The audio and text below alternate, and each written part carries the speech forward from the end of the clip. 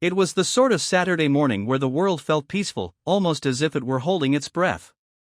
The kids had stayed over at their grandparents' for the weekend, giving Emily and me a rare moment of quiet. I was in the garage, tinkering with the old motorcycle I'd been trying to restore for the past year. My fingers were black with grease, and the satisfying click of metal on metal had me lost in a rhythm. Then, the quiet was shattered by the sound of Emily's laughter, cutting through the open garage door. A loud, genuine burst of joy that caught me completely off guard. It wasn't because my wife never laughed, she did, just not like this. There was something about that sound, the way it seemed to echo, that felt wrong. I dropped the wrench and wiped my hands on a rag, listening. Emily was in the backyard, talking to someone. I couldn't make out the words, but her voice sounded light, almost flirtatious. Curiosity got the better of me, so I walked quietly over to the side of the garage, peeking around the corner.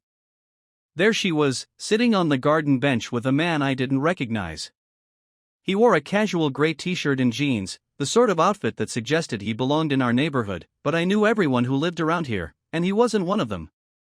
They were seated close, too close, and Emily had her head tilted back, her laughter melting into an easy smile that made my stomach twist.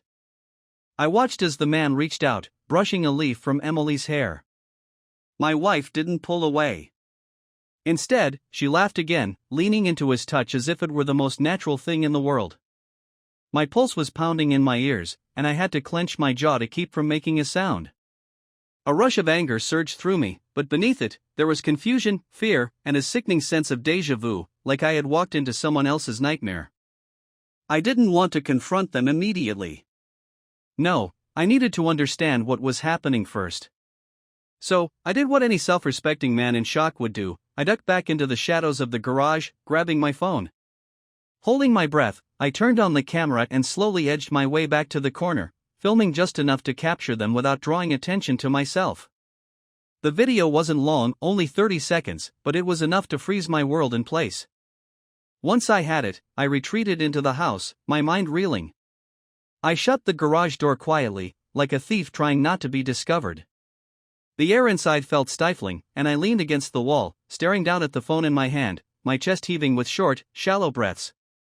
In those few seconds, the life I thought I knew had cracked open, revealing something I couldn't yet fully understand. I had to find out who he was, why he was here, and most importantly, how long this had been going on. And if there was one thing I knew, it was that I wouldn't rest until I had answers. The morning crawled by in slow, painful fragments. I sat in the living room, pretending to read the newspaper, but the words blurred together in front of me. Emily came in from the backyard about 20 minutes later, carrying the watering can. She didn't notice me right away, her face still flushed from whatever had made her so damn happy earlier. I had to force myself to stay calm, to act like everything was normal. My heart was pounding, but I knew I couldn't afford to make a scene. Not yet. "Hey, you," she greeted me, smiling. "You've been at that paper for ages.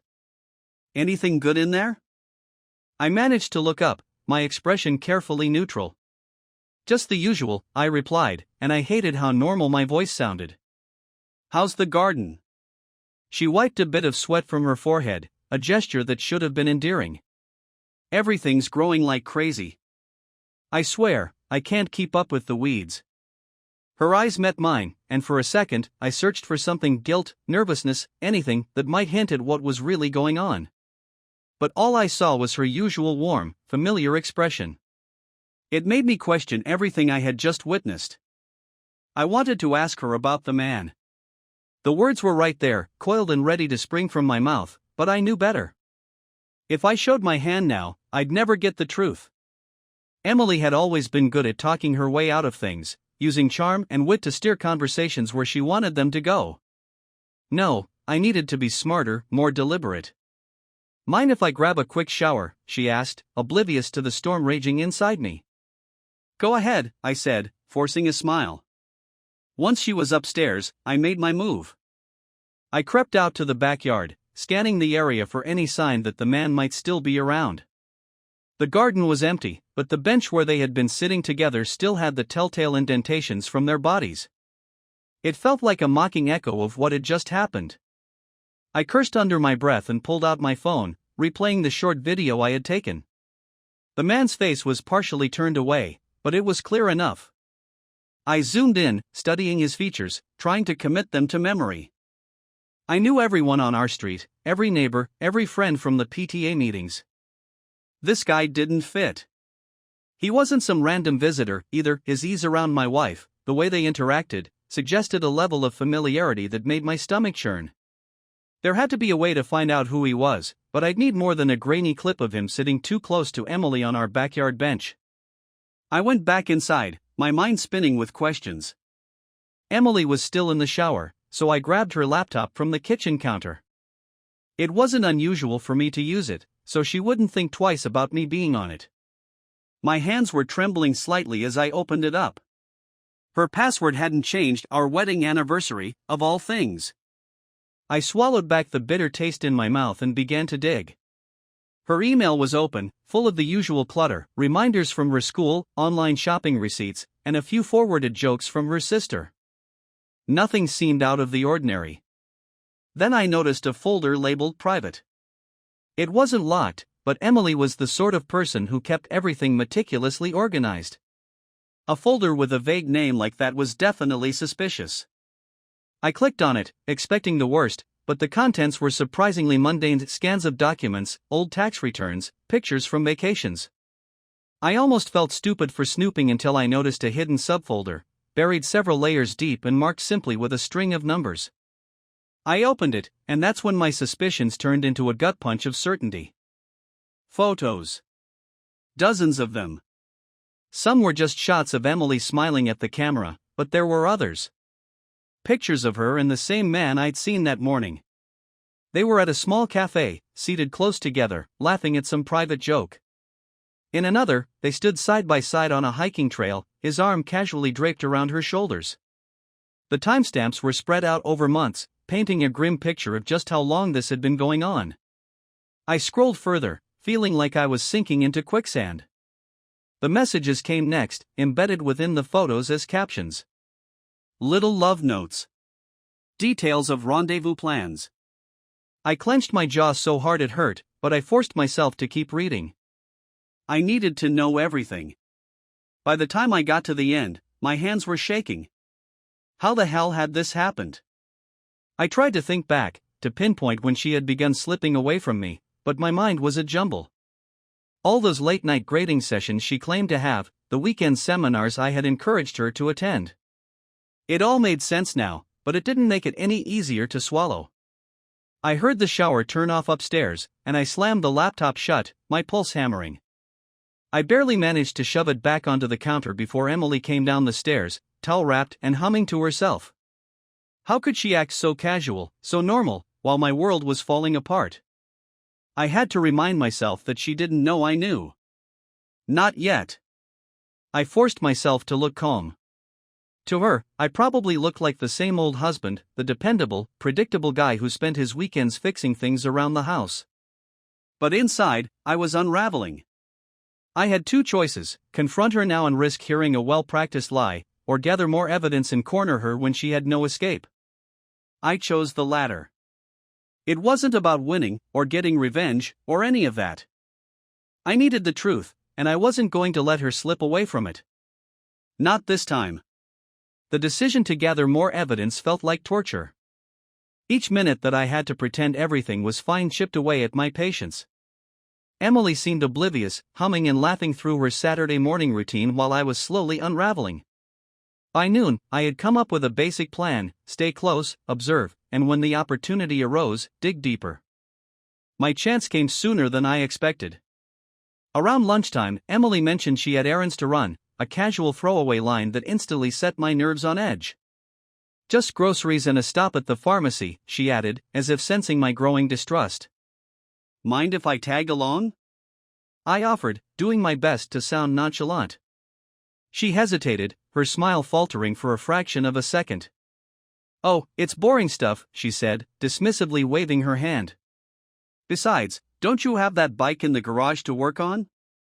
That small hesitation was all the confirmation I needed. I shrugged, playing along. Yeah, you're right, I replied. Just trying to spend some time with you, but I get it. She gave me a quick peck on the cheek. "We'll hang out later," she promised, grabbing her keys. As she walked out the door, I watched her leave, my mind racing. Once she was out of sight, I sprang into action. I had a feeling that these errands weren't what they seemed, and I wasn't about to sit back and wait. I got into my car, parked 2 houses down from ours, and watched as she drove off.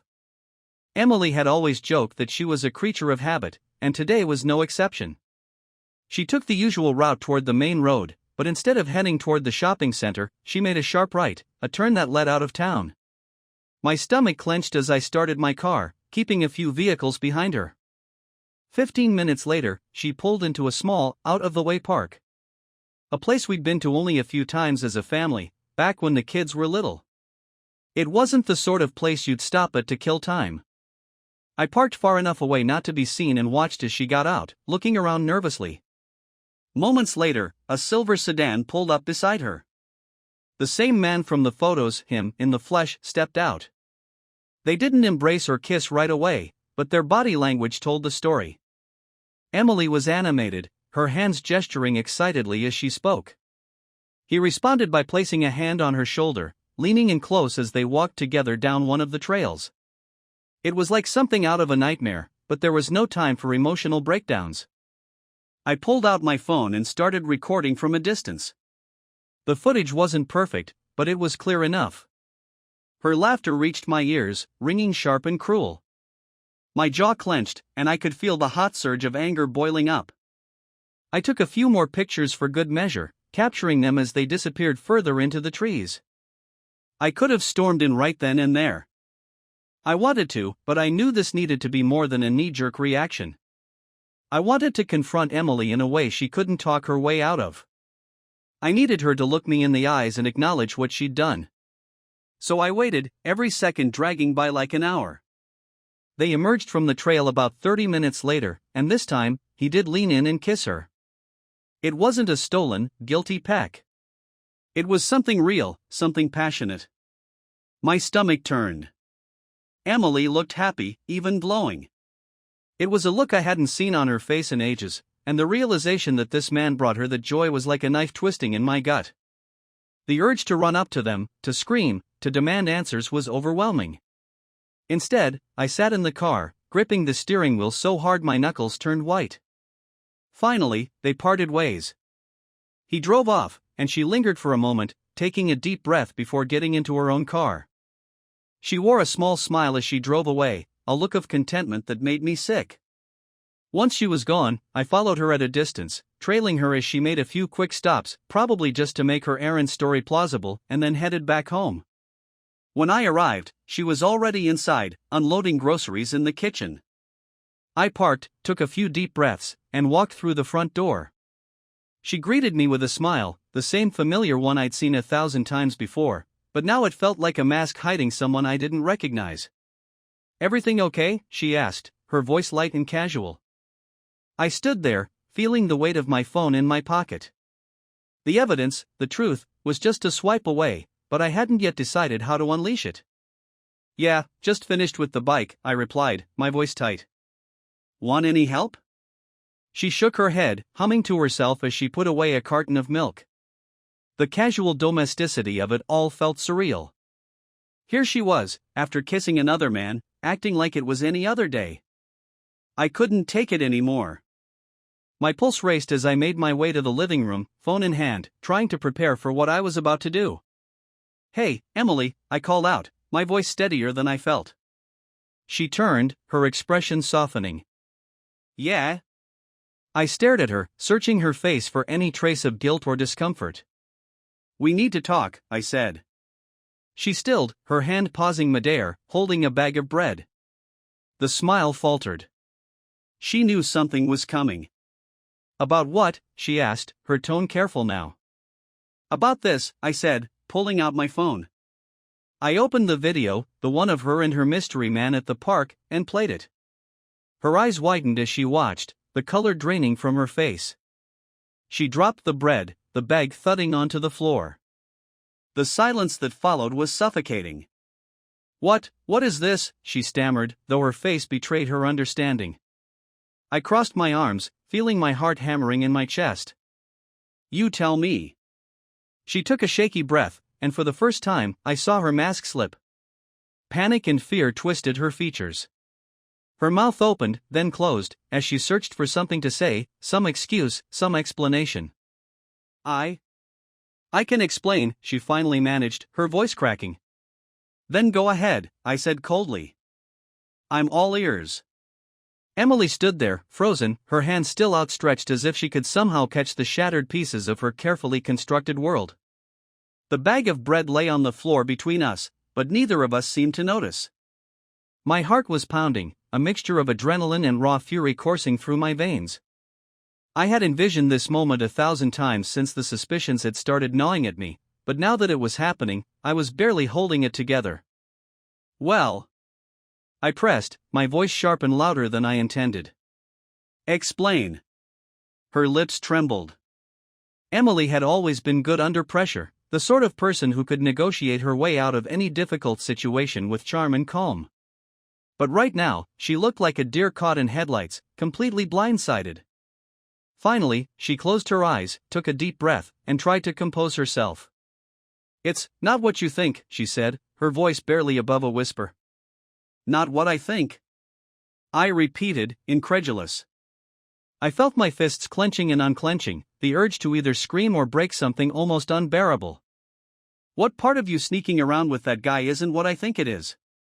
Because from where I'm standing, it's pretty damn obvious. She swallowed hard and moved toward the kitchen island, putting it between us, like she needed a physical barrier. Please, just listen to me, she said, her tone desperate now. We can talk about this. Oh, we're going to talk, I interrupted, cutting her off. But first, I want to know how long this has been going on. Weeks? Months? Longer? My voice cracked a little, despite my best efforts to keep it steady. The betrayal felt like a knife lodged in my chest, twisting with every word I forced out. Emily's eyes were glassy, on the verge of tears, but I didn't care. Not right now. I wanted answers, not apologies or excuses. She hesitated, and that hesitation was all the answer I needed. Months, she finally admitted, her voice barely audible. The tears started then, sliding down her cheeks, but she made no move to wipe them away. Since last fall. Months, I echoed, feeling the anger flare hotter. It wasn't just a one-time mistake, a lapse in judgment. This was an affair, a full-blown betrayal that she had maintained while looking me in the eyes every day, sharing a bed, pretending to be my partner. I couldn't wrap my head around it. Why? I demanded. The word felt too small to contain the mess of emotions I was experiencing. Why him? And why the hell did you think you could keep this from me forever? Emily's shoulders slumped, and for a moment, she just stood there, her head bowed. When she finally looked up, her expression was a mixture of shame and something I couldn't quite decipher. I didn't plan for it to happen, she said. He is, someone I met through work. That doesn't answer my question, I snapped. What does he have that I don't? What was worth throwing away everything we built together? It's not like that, she insisted, her voice rising defensively. It wasn't about him being better than you. It wasn't about replacing you. So what was it, then? I was shouting now, my voice echoing through the kitchen. You were bored? You needed some excitement? Do you have any idea how ridiculous you sound? Emily flinched, her tears coming harder now, and for the briefest moment, I almost felt bad. Almost. But the fury kept me from softening, from letting her off the hook. She took a shaky breath and tried again. I was feeling lost, she said. I've been struggling, feeling like I'm losing myself. I didn't mean to hurt you. I let out a bitter laugh. Feeling lost? I echoed. So instead of talking to me, your husband, about it, you decided to get cozy with some other guy? That was your solution? My voice was raw, and I could feel the strain in my throat, but I didn't care. I needed to get this out, needed to make her understand the depth of her betrayal. Her tears came faster, but her voice hardened, a hint of defiance creeping in. It's not as black and white as you think, she shot back. I didn't plan for this to happen. I tried to ignore it, to stop it, but it got out of control. Out of control, I repeated, spitting the words back at her. You could have stopped it. You could have chosen to come to me, to work through whatever the hell was wrong, but instead, you chose him. And now you expect me to just, what? Understand? Her face twisted with guilt and frustration. I never meant for it to go this far, she said. I made a mistake. A mistake is forgetting to lock the front door, I interrupted. This was a series of choices.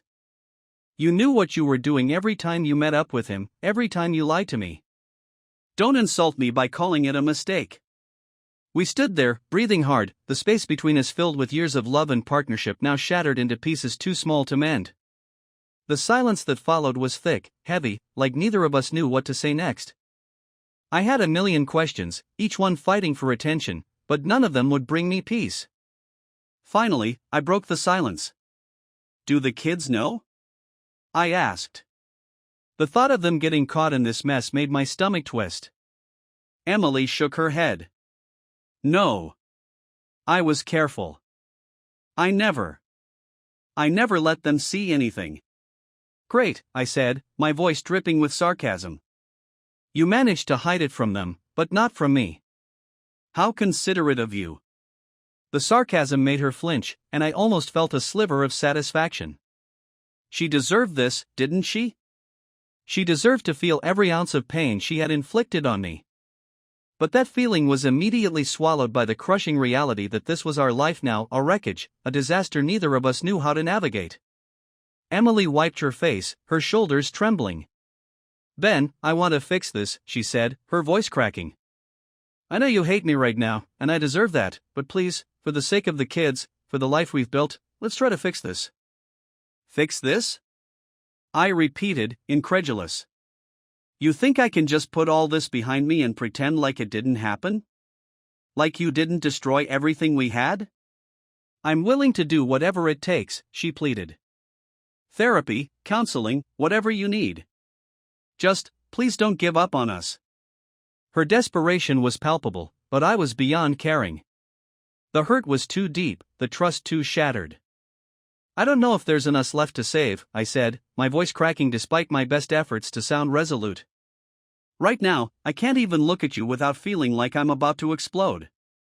The kitchen was silent again, both of us standing there, not knowing where to go from here.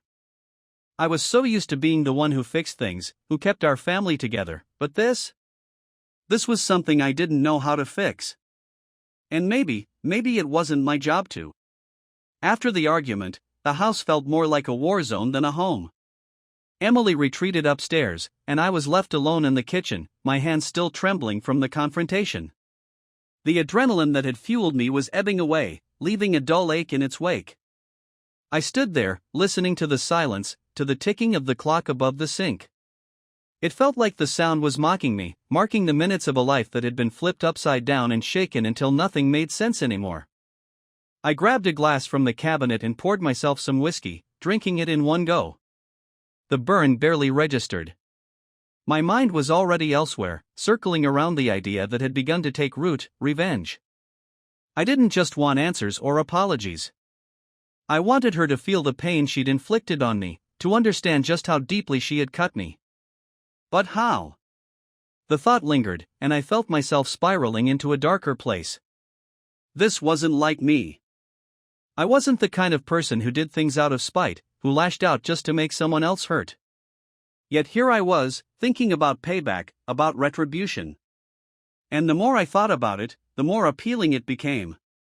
The whiskey glass clinked loudly against the counter as I set it down, and I walked to the living room, grabbing my laptop. If I was going to do this, I needed a plan, something concrete. Something she wouldn't see coming. I opened a private browser and began searching for the one thing that would tear her world apart as thoroughly as she had torn mine, her reputation. Emily was well liked at her school, not just by her students but by the parents and other teachers. She had built her career on being dependable, caring, and trustworthy. She had spent years cultivating this image, and it was something she was proud of. But what would happen if that image was shattered? If the people she worked with found out who she really was behind closed doors? I knew it was petty, but I couldn't help it. My anger needed an outlet. I began drafting an anonymous email, thinking of all the details I could include, things I had seen and documented. Photos, texts, the time she had snuck away to meet her lover. The evidence I had was damning, and the thought of sending it to her school board made my heart race. It was cruel, but it was exactly what she deserved. Halfway through writing, though, I stopped.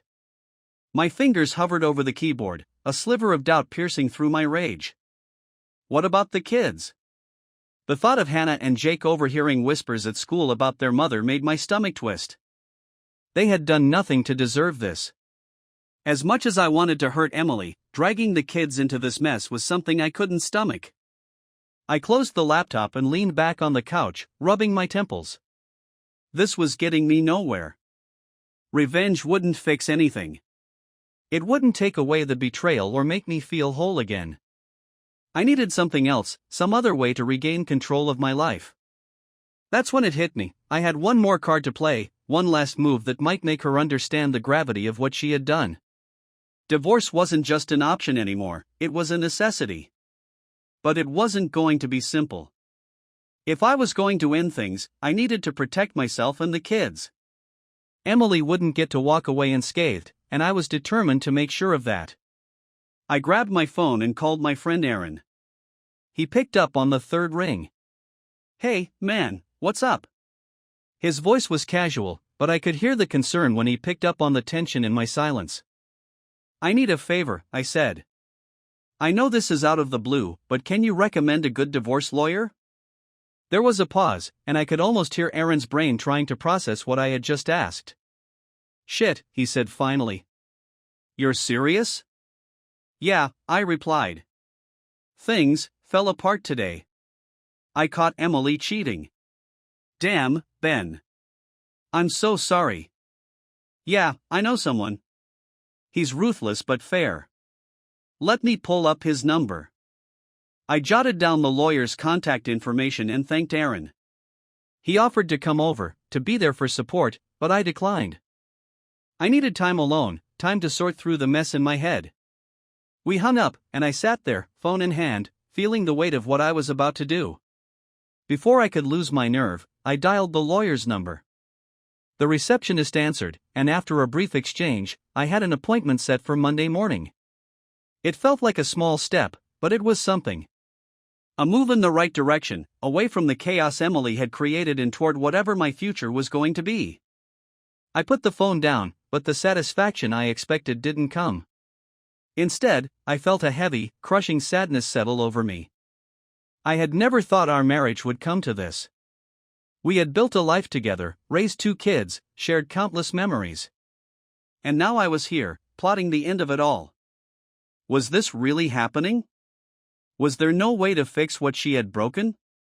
Before I could spiral any further, I heard footsteps coming down the stairs. Emily appeared in the doorway, her face pale and drawn. She had clearly been crying, and the sight of her, so vulnerable, stirred something complicated in me, anger mixed with the ghost of love we once had. "Can we talk?" she asked, her voice shaky. "I don't think there's much left to say," I replied, my tone flat. She crossed her arms over her chest, a defensive gesture. "I'm sorry, Ben. For everything. I don't expect you to forgive me, but I can't stand the idea of losing you. I want to fix this." "Too late for that," I said, shaking my head. "You should have thought about fixing things before you decided to destroy them." Tears slipped down her cheeks, but I forced myself to remain cold. "I've set up a meeting with a lawyer," I told her. "I'm moving forward with a divorce." The words hit her like a physical blow. She stumbled back, clutching the edge of the table for support. "A divorce," she repeated, as if she couldn't believe what she was hearing. "Yes," I confirmed. "We're done, Emily." "You made sure of that?" For a moment, I thought she might collapse, but she steadied herself, her eyes wide with panic. "Please," she whispered. "Don't do this. We can work through it, for the kids, for us." But her pleas fell on deaf ears. The anger in me had settled into something harder, more resolute. "The kids will be fine," I said, my voice firm. "But I'm not going to pretend everything is okay when it's not." She cried harder, but I felt nothing but a deep, hollow emptiness. I turned away, unable to look at her any longer, and walked out of the room. Every step felt like a confirmation of a future I hadn't wanted but now had no choice but to face. Upstairs, I closed the bedroom door behind me, sinking onto the bed. Divorce would change everything, but maybe that was the point. I needed a fresh start, a way to reclaim my life. The road ahead was going to be messy and painful, but I had made my decision. There was no going back now. That night, I couldn't sleep. The room was too quiet, too full of reminders of everything Emily and I had built over the years. I kept staring at the ceiling, my mind racing between memories of happier days and the harsh reality of what my life had become. At some point, the weariness took over, and I dozed off, only to wake up to the sound of soft footsteps just outside the door. Emily walked in, her eyes red and swollen. She was carrying one of the photo albums we kept in the living room, the one filled with pictures from family vacations and birthdays. She didn't ask if she could come in, she just sat down on the edge of the bed and looked at me, her expression a mess of regret and desperation. "I couldn't sleep," she said softly. "Kept thinking about us." I stayed quiet. The anger wasn't as hot as it had been earlier, but it was still there, simmering under the surface. I didn't know what she expected me to say, and frankly, I didn't have the energy to offer any comfort. She opened the photo album, flipping through the pages slowly. Pictures of us grinned back, from our first camping trip as a family, from Jake's first birthday party, from the time we went to the beach and the kids buried me in the sand up to my neck. Watching her look through those moments, a part of me wanted to reach out and close the book, to shut away the memories that were now too painful to remember fondly. "I know I messed everything up," she whispered, not looking at me. Her voice wavered, like she was struggling to keep from crying again. "You were a good husband, Ben. A great one. And I took that for granted." I felt a flicker of something, maybe compassion, but I wasn't ready to let it in. "Why?" I finally asked, breaking the tense silence. "Why do this to us?" Emily took a long, shaky breath and put the photo album down. "I wish I had a simple answer," she began, and I braced myself for another round of excuses. But this time, she seemed different, raw, like she'd finally dropped any pretense. "I felt lost," she admitted, her voice so quiet I had to strain to hear. "I've been feeling that way for years. Stuck. And I didn't know how to tell you without feeling like a failure." "That's a poor excuse," I replied, my voice cold. "We all feel lost sometimes. But I didn't go out and wreck our marriage because of it." She nodded, wiping at her tears. "You're right. There's no defending what I did. It's just, I needed to feel like I mattered to someone." She paused, searching for the right words. "And then he showed up. He paid attention to me, made me feel special in a way I hadn't felt in years. I thought I needed that. But I see now how wrong I was. How selfish." I listened, feeling a mix of disbelief and exhaustion. Her explanation made a twisted kind of sense, but it did nothing to dull the pain. "So now what?" I asked. "You want to be forgiven? You want me to just forget everything and pretend this didn't happen?" Emily shook her head. "No," she said, her voice breaking. "I don't deserve your forgiveness. I know that. But I'm begging you, for the sake of the life we built, to get me a chance to make things right. Not for me, but for the kids. For our family." Her words hit me harder than I expected. I had imagined this conversation so many times since the discovery, playing out every scenario, her apologies, my refusals, the way I would hold firm in my decision. But now that we were here, in the thick of it, I found myself wavering. Did I have it in me to be that cold? To break apart our family entirely? "I'm not sure I can," I admitted, and it was like a knife twisting inside me to say it. "I can't unsee what you did. I can't just erase the way you shattered my trust." Emily leaned forward, her face etched with desperation. "We can rebuild it," she insisted. It'll take time, but I'm willing to do whatever it takes. Therapy, counseling, anything. I'm willing to change jobs, to cut off all contact with him. Just give me a chance, Ben. I stared at her, searching her face for some clue, some indication that she was being genuine. She looked broken, but was that enough? Was her regret real, or just a reaction to the fact that she'd been caught? I had no way of knowing for sure, and that uncertainty gnawed at me. I can't decide that right now, I said finally. You've got to understand, Emily. You've asked me to swallow a lot today, and I'm still processing everything. You don't get to fix this with one conversation and a few promises. Her shoulders slumped, but she nodded. I understand, she whispered. I'll give you space, as much as you need. We sat there for a long time, not saying anything. The weight of everything between us hung in the air, heavy and suffocating. Eventually, Emily got up, taking the photo album with her, and left the room. I heard her steps down the hall, heard the door to the guest room close softly behind her.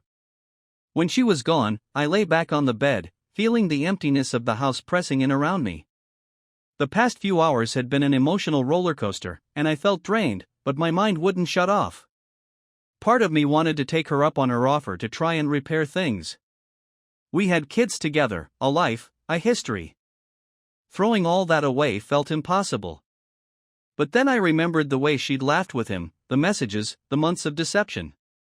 My anger flared up again, and I had to remind myself to breathe, to take things one step at a time. I had a meeting with the divorce lawyer set up, and I wasn't going to cancel that just yet. Whether we ended up reconciling or going our separate ways, I needed to be prepared. The morning light crept through the blinds as the first signs of dawn appeared. I hadn't slept, but my mind was clearer.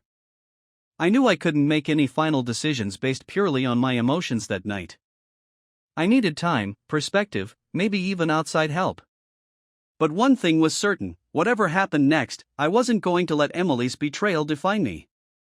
I had my kids to think about, my own sense of self-worth to reclaim. And whether I faced this journey alone or found some way to rebuild our family, I was determined to come out stronger. So here I am, still reeling, still unsure, but ready to take the next steps. It's a messy, complicated road ahead, but life isn't always simple, and neither is forgiveness. Or revenge.